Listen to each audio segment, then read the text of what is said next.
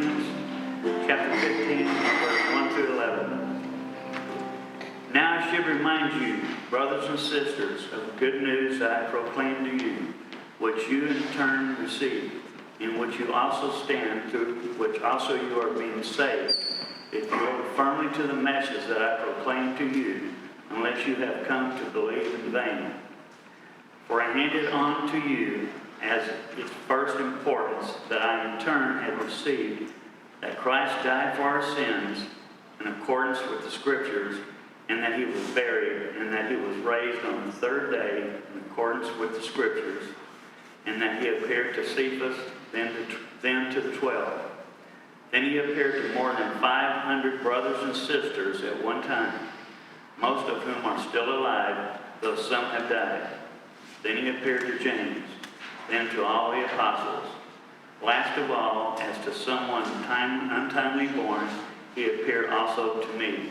For I am the least of the apostles, unfit to be called an apostle, because I persecuted the church of God.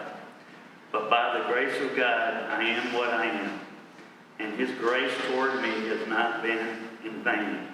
On the contrary, I worked harder than any of them, though it was not I, but the grace of God that is with me. Whether then it was I or they, so we proclaim, and so you have come to believe. This is the word of God. Thanks be to God.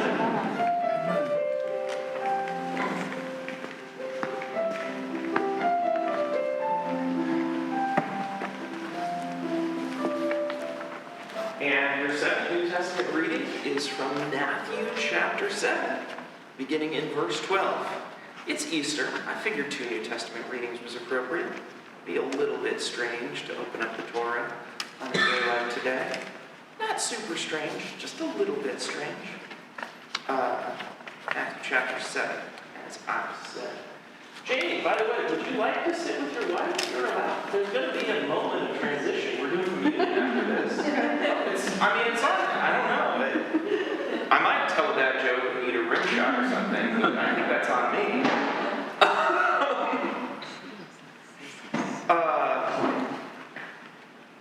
Hear now the word of the Lord. In everything, do to others as you would have them do to you. For this is the law and the prophets. Enter through the narrow gate. For the gate is wide, and the road is easy that leads to destruction, and there are many who take it. For the gate is narrow, the road is hard, it leads to life, and there are few who find it. Beware of false prophets who come to you in sheep's clothing, but inwardly are ravenous wolves. You'll know them by their fruits. Are grapes gathered from thorns, or figs from thistles? In the same way, every good tree bears good fruit, but the bad tree bears bad fruit. A good tree cannot bear bad fruit, nor can a bad tree bear good fruit. Every tree does not bear good fruit is cut down and thrown into the fire. Thus, you'll know them by their fruits. Not everyone who says to me, Lord, Lord, will enter the kingdom of heaven, but only the one who does the will of my Father in heaven. On that day, there will be many who say to me, Lord, Lord, did we not prophesy in your name and cast out demons in your name and do many deeds of power in your name? Then I will declare to them, I never knew you. Go away from me, evildoers.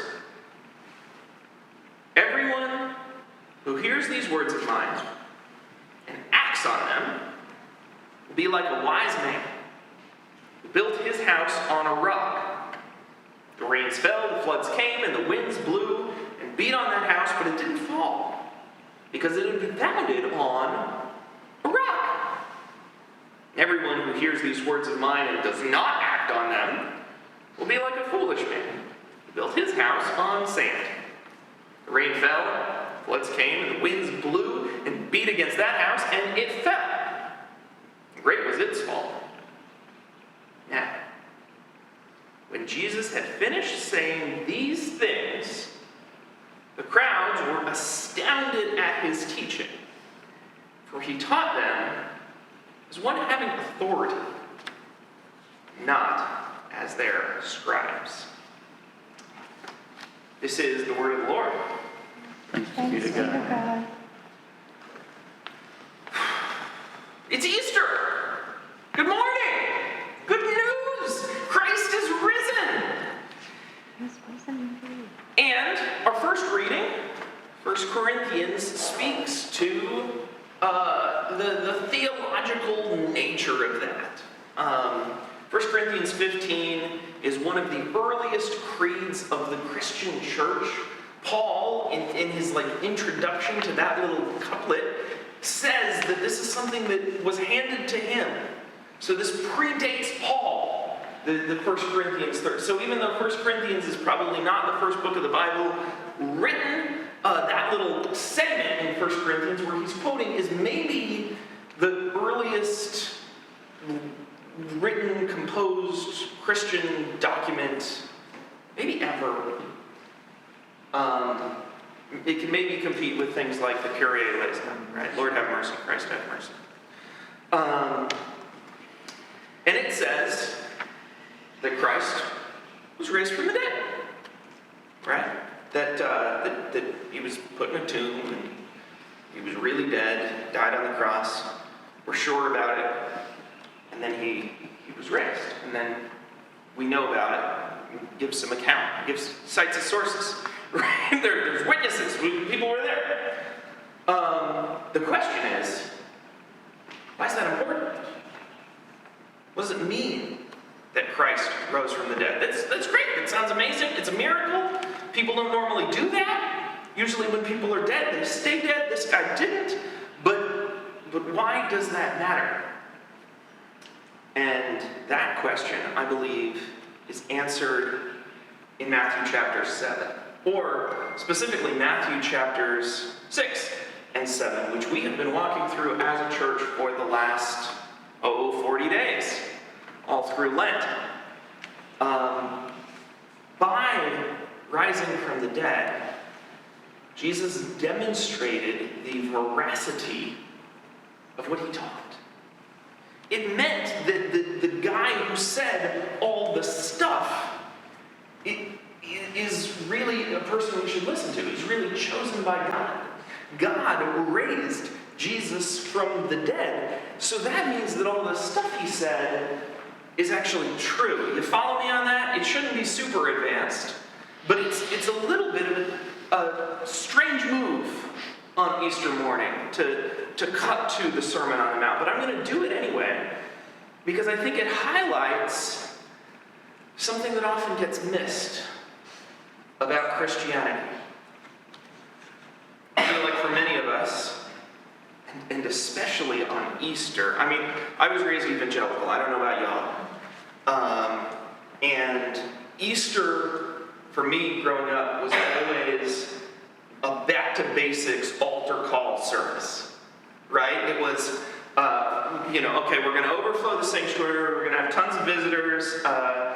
We gotta pull out all the stops to have the nicest flowers and everything, and then the pastor is going to give the message of salvation, right? He's going to talk about Jesus dying on the cross for your sins, and you should pray the sinner's prayer and accept him, which is a little weird because that kind of makes Easter all about Good Friday. But it also makes Christianity all about religion.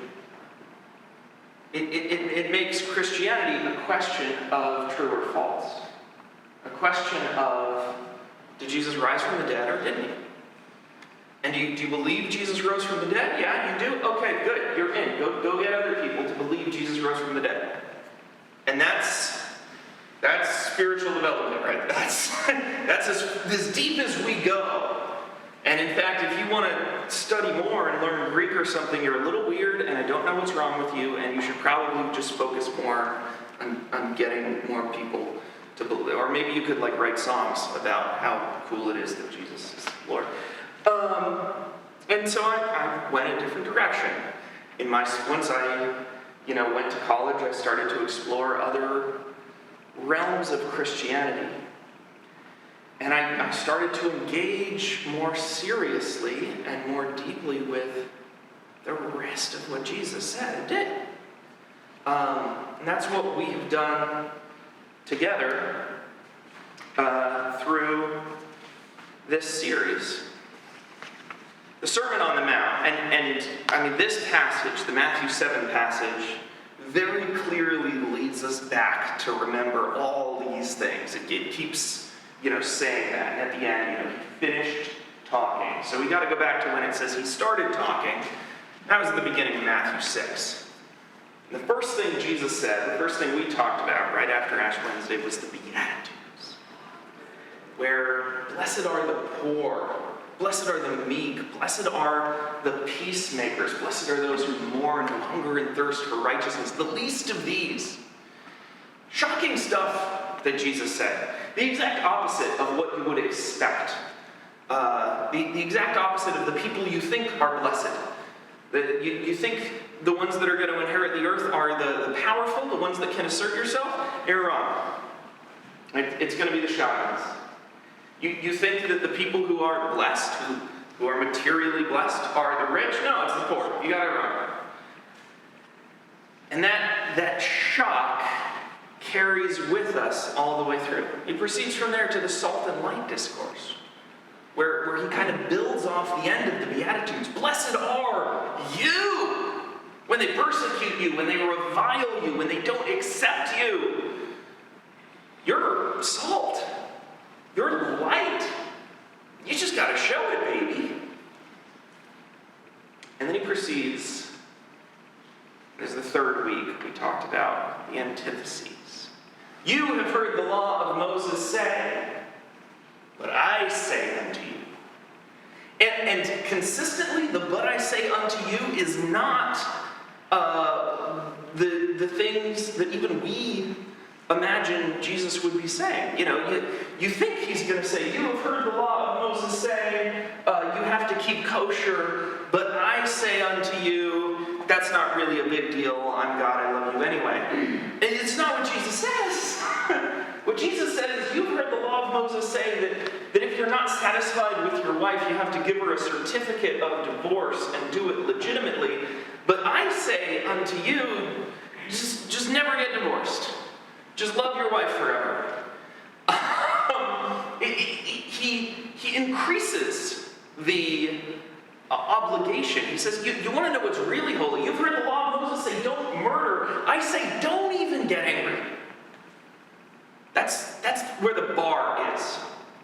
And if you don't meet that bar, then we gotta come to terms with grace. But you're a hypocrite. Like, just deal with that. just receive that news. It's crazy and shocking stuff that Jesus is saying. It's stuff that turns popular opinion on its head, and particularly religious people. Particularly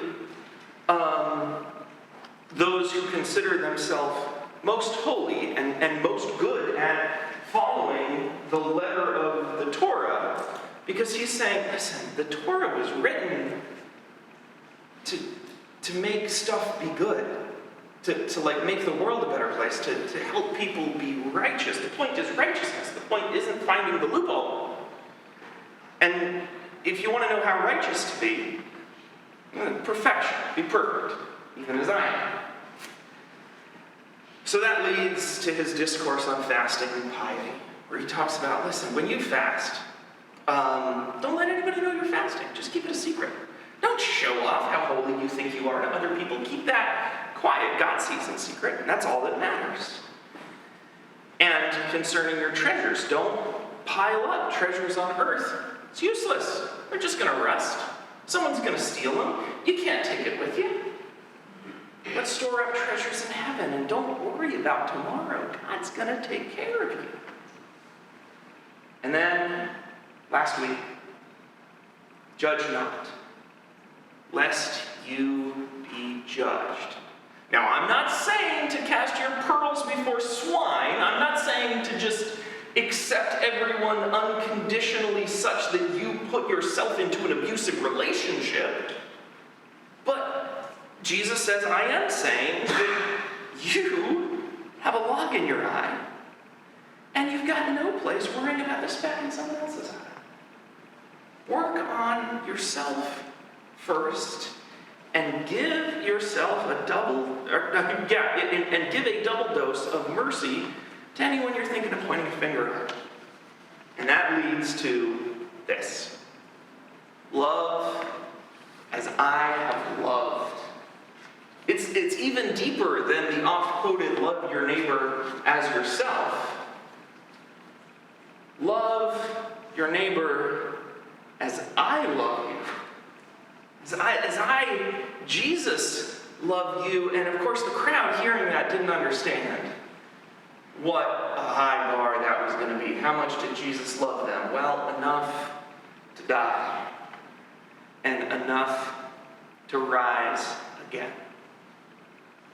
That's the goal. That's the goal of it all. The Beatitudes, the salt and light, the antitheses. That's the point, is to love so fully, so completely, so radically that it changes the world.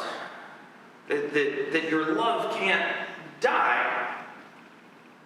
And then he proceeds to narrow is the way that leads to life. Wide is the path that leads to destruction. He says, if you want to follow me, this is the path, to love as I have loved, and that's not easy. And not a lot of people are going to find it. I don't know if you've noticed, if you've paid attention to the recent census reports, there are a lot of people that identify as Christians. But Jesus says, listen, not all of them are following me, are actually hearing these words and putting them into practice. It's one thing to say, yeah, Jesus. Sure, I'm a Christian. Yeah, I go to church.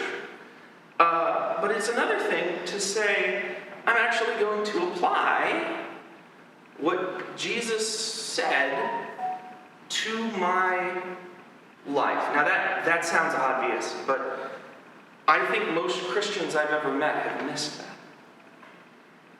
I think most teachers that I've ever seen teach on narrow is the way and beware of false prophets think like narrow is the way to join this particular denomination, which is the best one, right? Because we're Presbyterian Church USA of the something or other fellowship, and we're not like those dirty Dutch Reformed, like,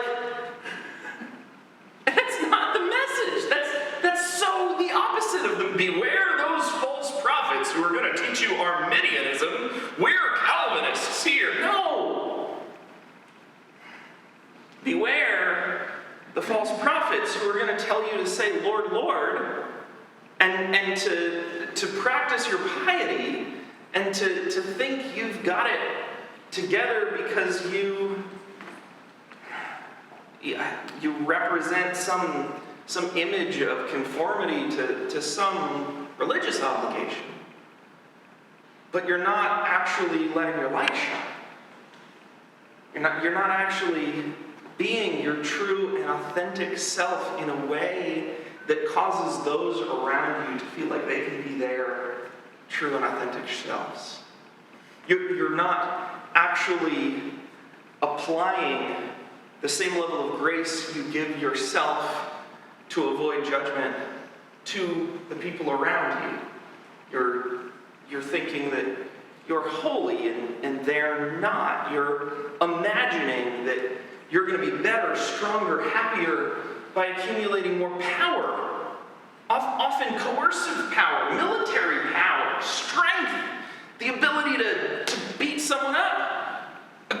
Either directly or because, you've got the strong arm of the law behind you, or the strong arm of a powerful military, or the strong arm of plenty of money in the bank, and it's going to keep you safe. Not if Jesus is right. Not if God raised Jesus from the dead because Jesus' message, Jesus' life, what Jesus lived and died for, was true. One thing I have hung on to from my evangelical upbringing is sensitivity to the fact that on Easter, there are often people gathered who may not ordinarily come to church. The Christmas and Easter only folks, or just the visitors, just the neighbors and the extended family and the so on. And so, if there were any of you out there, you may not be aware, but I am a big fan of finding theology where it's not supposed to be. Like, I think one of the most brilliant theological works of our time has been Star Wars.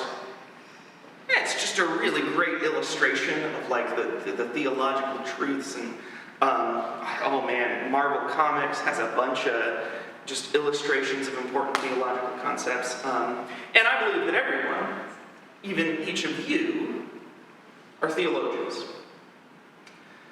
So I like to quote theologians that aren't generally regarded as theologians, and I want to quote today the theologian Kurt Vonnegut. He's a really good one.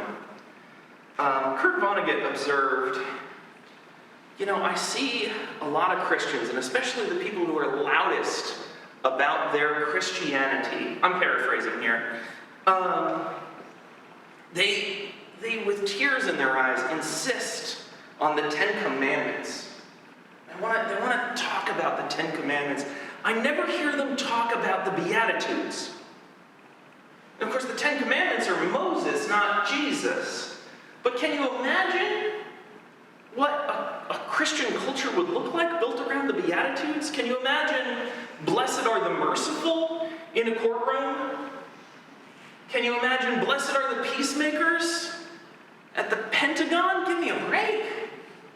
It would never happen. We've taken these words of Jesus and we've made them into like decorations and stripped them of their meaning.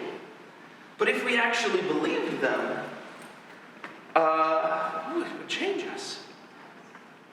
Another theologian, you might have heard of, this one maybe more traditional, though better known as a philosopher, is a guy by the name of Soren Kierkegaard.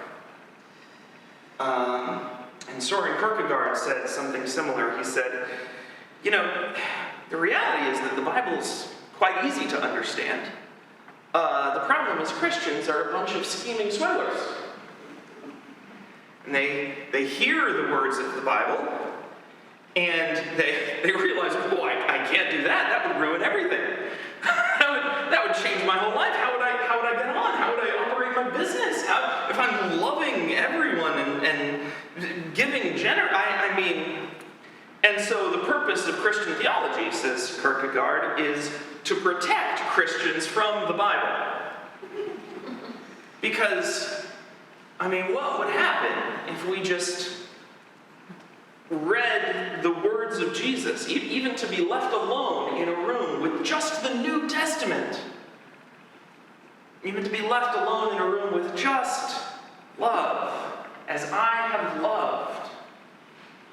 Oh, we can't allow that. We need to find somebody to give us a flowery speech, to say something different, to say how it means something else. How wild would it be if this Easter, you made a commitment to deepen your commitment to Jesus?